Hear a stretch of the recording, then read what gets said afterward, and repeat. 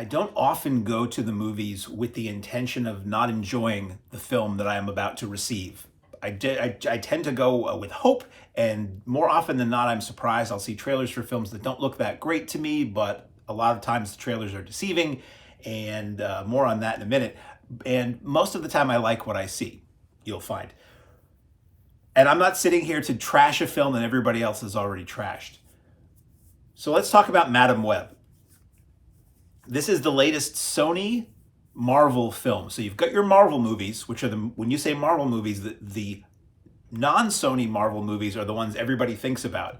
Sony, over the years, Columbia/Sony had the rights to certain characters and they retained them. And Sony is still holding on to the rights for the Spider-Man franchise. So anything Spider-Man that you see that's exclusively Spider-Man is going to be a Sony film. So just in case you weren't aware, and I'm not deeply versed in all this stuff either. I just like going to the movies. So when you say Marvel movies, you're generally thinking of your Captain America, your Avengers, your Thor, your all that stuff. You're not really thinking of the Sony Marvel films, some of which have been good. Some of which have been Venom, which I thought those films were really not good. Morbius, which I thought was really not good. The couple of the most recent Spider-Man, or the one Peter Parker ago Spider-Man films, I thought were not good. But I really liked the last one or two. And that is all to say, boy, Madam Web doesn't work. What is Madam Web? If you don't know, Madam Web is like a prequel adjacent to the Spider-Man Spider-Verse story. It stars Dakota Johnson as this Cassie Webb. She's an EMT in NYC, A-OK, and she discovers that she has the ability to see flashes, psychic flashes into the future. And because of this, she sees, I'll give you the basic story here. Probably going to give you a little bit more of the story than I normally do, but I'm an anti-spoiler guy, so I'm really not going to tell you anything too major.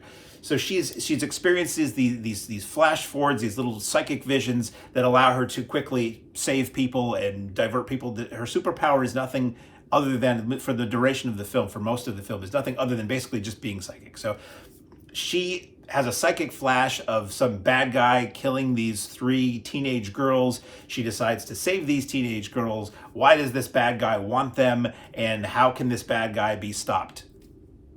I really don't want to tell you too much about the plot of this.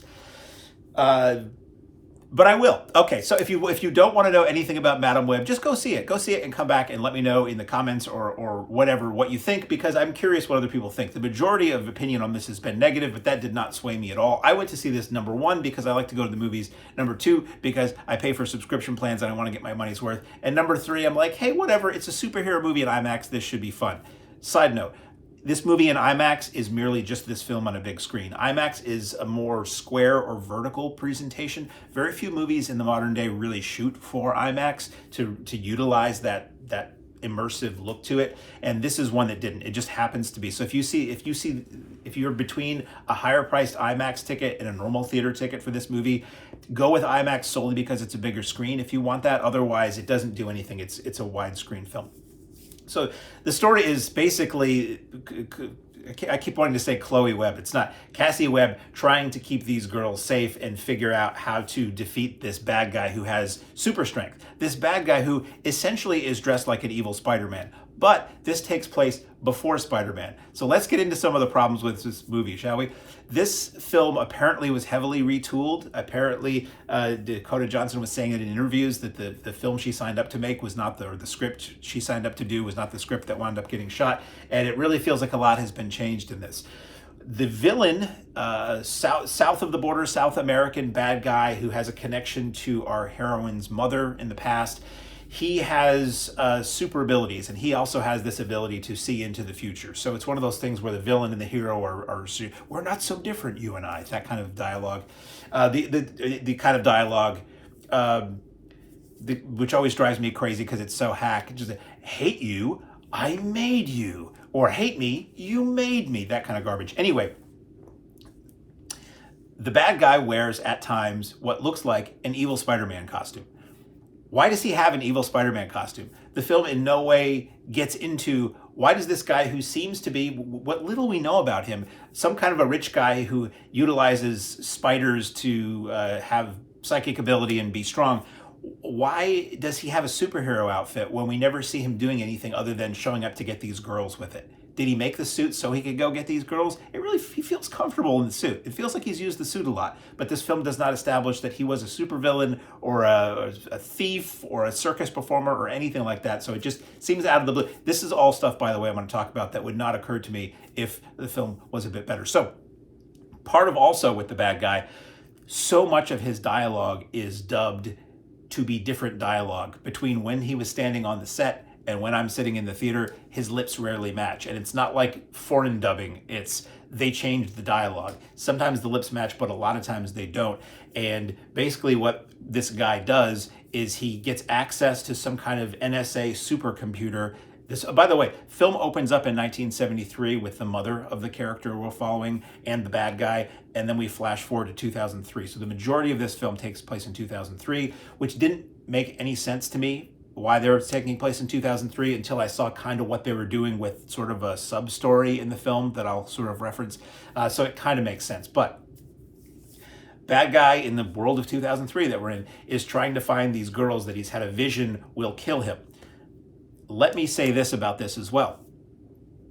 Trailers for this movie show all kinds of females dressed up like Spider Women, superhero characters in costumes.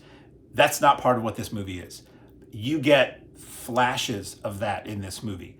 The movie ends, not that it's a spoiler really, but the movie ends with a shot of these women in the future in superhero costumes, but it's like the last shot of the movie. Otherwise, it's flash forwards. They're not whole scenes. They're very, very brief flashes of these women in superhero costumes. So if you think you're going to get this female superhero spider team in this film, that is not what this movie is about. It's really just a chase film.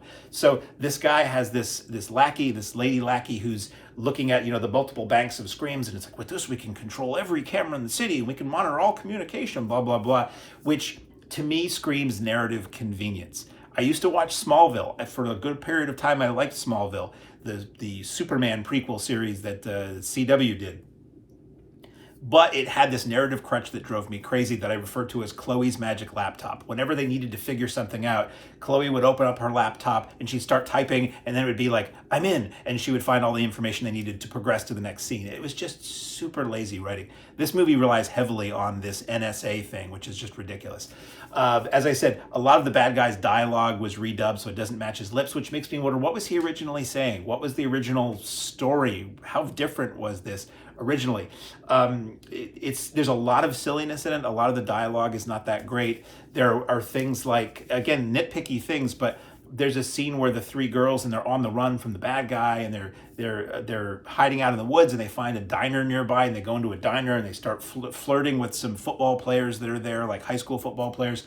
And it cuts to a scene where they're all like, woo, dancing on the table in the diner. And in the background, it's like this nice, like retro 50s diner. In the background, all the servers and waitresses are just going about their business, and nobody's going, hey, could you get off could you not stand on the tiny thing, but it was weird to me. A lot of the action in this film is really poorly done. It is the camera too close, camera too shaky, zooming in and out really fast to try to make things exciting, which just makes things annoying to look at. And it just made it feel cheap. It made it feel like maybe they didn't have enough budget or scope in the film to have these large scale, Marvel-worthy action sequences. So they pull in really tight and they shake the camera a lot and they make the audience do all the work in their imagination, which is just dumb. And also, you kind of go to see these movies for action to a degree, and when you can't see the action, you're not really getting what you paid for. And it's a thing in general in movies that just drives me crazy. There is a sequence in the film. I'm just running down a bullet point list of things that I thought were dumb. There's a sequence in the film where, again, the bad guy is going to kill these women. He's going to kill our hero, Cassie, Madam Web, who's not in costume at all in this film until maybe the last few seconds of the film. He's going to kill these girls, and she's trying to protect them. They hole up in a motel, and basically Cassie says to the girls, sit tight. And the next thing we see, she's flying to Peru. I'm just, for very important backstory and character development and all this other stuff, including a slight reworking of the most iconic Peter Parker related Spider-Man line of all time, which just made me roll my eyes.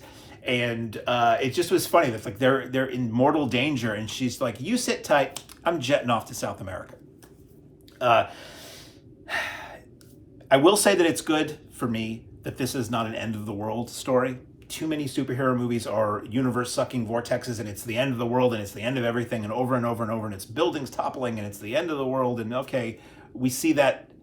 First of all, we see superhero films so regularly now that when that is the plot, it's just like, oh great, it's the end of the world again. And in 2 weeks, there'll be another superhero film with the end of the world. I like that this is a small stakes film. I've been saying that for a while. The old Superman TV show, which granted wasn't, hundreds of millions of dollars to produce, but that show more often in a lot of old comic book stories. They're trying to foil a bank robbery. They're trying to stop a runaway train. It's contained, it's small. I do appreciate that Madam Web's storyline is just one bad guy, one villain, thank you, who is trying to do something bad to this group of 4 people and what they do to get out of it. Very small scale, very small stakes. Just not very good. So there is no end credits. There's no post-credit scene. There's no mid-credit scene. The movie just ends. So just so you know, if you want to sit through the typically incredibly long superhero movie end credits, there's no need for that unless you just want to see, who played who or who wrote the songs or who did cinematic rendering of or CGI rendering of eyebrows or something like that. It's just so.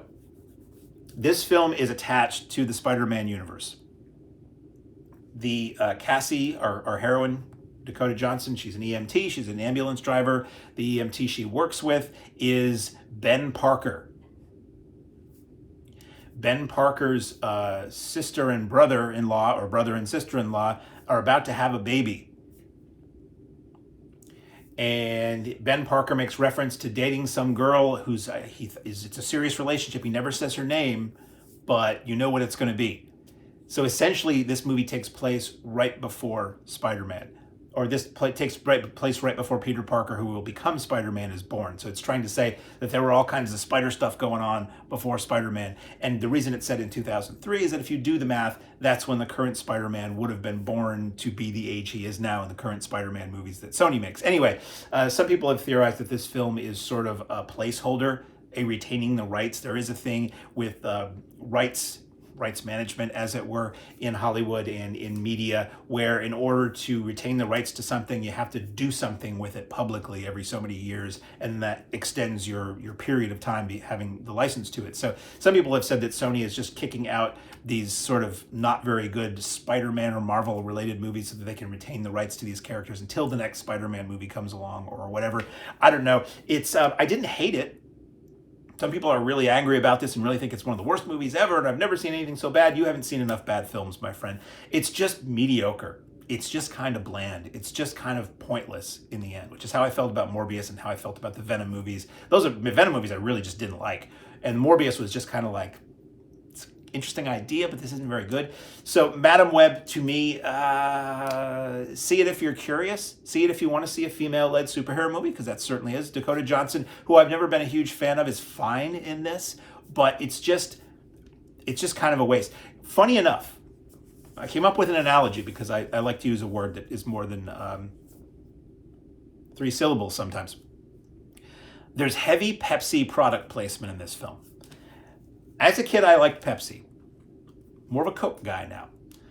But heavy Pepsi product placement throughout. People drinking Pepsi, Pepsi signage, big climactic fight near the Pepsi sign that's in New York City on the river. And it really hit me. I'm like, put it this way. You go into a restaurant. Oh, for a lot of people, some people, but you go into a restaurant and you say, yeah, I'll have a cheeseburger, fries, and a Coke. And the server, some restaurants, the server goes, is Pepsi okay? And the answer generally is no. Pepsi is less than. Pepsi is kind of like Coke. It's kind of like the thing that I and most people probably prefer, but I'll settle. Sure, fine. I'll have a Pepsi. That's what this movie is like compared to normal Marvel movies. This is the Coke versus Pepsi of normal Marvel movies. The normal Marvel films that whoever produces, Marvel Studios, what have you, they're the ones that you want. They're the ones that you're used to. They're the ones where you know what you're going to get, and those are the ones what you're going to want. The Sony Marvel movies are like, Sony Marvel movie, okay. It's sort of like, it's similar, but it's just not as good. So in theaters now, for the moment, Dakota Johnson, Sydney Sweeney, by the way, Sydney Sweeney, who's a rising star in a lot of things, is in this. She plays one of the three girls, and she plays much younger, more demure character than we're seeing in some other things that she's doing. She's notable that she's in this too. But in theaters now, Madam Web.